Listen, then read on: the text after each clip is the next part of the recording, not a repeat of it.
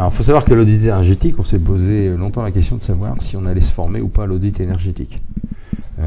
Parce que ça nous posait un problème d'éthique, qui est d'être jugé parti. Effectivement, vous faites un DPE, c'est votre DPE qui va décider si il faut faire un audit ou pas.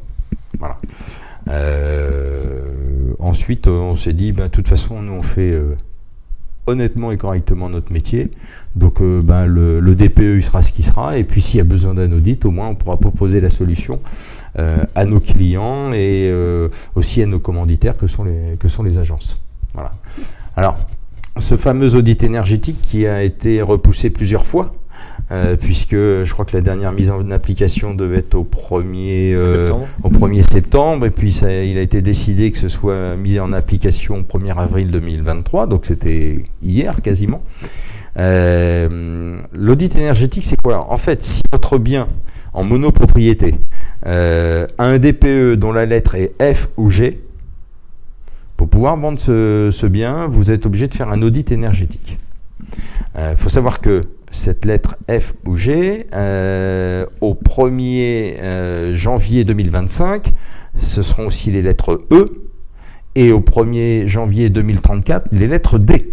L'objectif clairement affiché du gouvernement, c'est la lettre C. Donc c'est quoi un audit énergétique? Un audit énergétique, en fait, vous imaginez un DPE plus poussé, dans lequel vous prenez en compte les pathologies du bâtiment et auquel vous apportez des solutions. C'est-à-dire qu'aujourd'hui, vous avez des DPE, on vous dit, voilà, vous êtes classé tant, pour pouvoir être classé BBC, A ou B, on vous conseille de changer votre chauffage, isoler vos murs, etc., etc. Là, la réflexion est un petit peu plus profonde, parce que, en fait, on peut modifier les recommandations qui sont faites par les logiciels de DPE, et puis surtout, on peut les ordonnancer, puisque l'audit énergétique doit proposer au futur acquéreur d'arriver en A ou B, BBC, soit en une fois, soit en 3 fois. Et notre rôle, c'est aussi d'estimer le coût de ces améliorations énergétiques. Donc, lorsque l'on rend un audit énergétique, on indique aussi quel est le coût pour aller en une fois ou par 3 étapes à ce fameux BBC. Mais c'est pas là. On doit aussi indiquer quelles sont les aides potentielles que peut avoir l'acquéreur. Alors, il est évident que quand on fait l'audit, on ne connaît pas le coefficient d'impôt de l'acquéreur. Donc les aides que l'on indique, vraiment à titre indicatif, puisque c'est l'acquéreur lui-même en fonction de son coefficient d'impôt qui saura à quoi il a le droit. Mais au moins, on lui indique quel type d'aide il peut avoir. Des aides locales, des aides nationales, MaPrimeRénov', les CE2, etc. Voilà. Et je pense que c'est une chance pour le propriétaire, puisque, en fait, au lieu de se retrouver avec une poubelle énergétique entre les mains, au moins on apporte des solutions. On apporte des solutions techniques, on apporte des solutions financières, que ce soit pour l'agence, pour l'acquéreur, pour le vendeur. J'ai pas grand-chose à rajouter, du coup. Donc, effectivement, l'audit est aujourd'hui... par les vendeurs est considéré comme une contrainte. Nous, on le voit d'un autre œil. On voit plutôt que c'est une opportunité.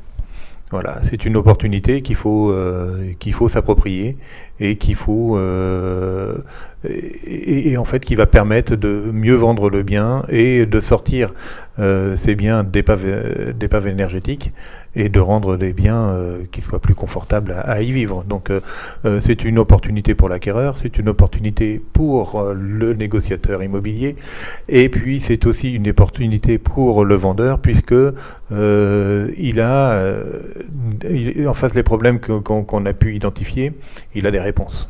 Donc en fait c'est une opportunité pour tout le monde. Voilà.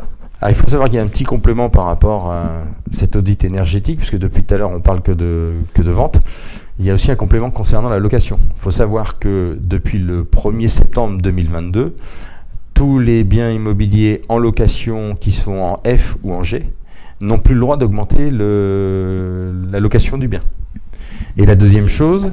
Le loyer. Le loyer, oui. D'augmenter le loyer, effectivement. Et puis la deuxième chose, c'est que vous ne pouvez plus mettre en location un bien qui dépasse les 450 kWh par mètre carré par an. Bon, grosso modo, vous dépassez le 450, vous n'êtes pas loin de vivre sans fenêtre. Voilà. Mais bon, il faut le savoir.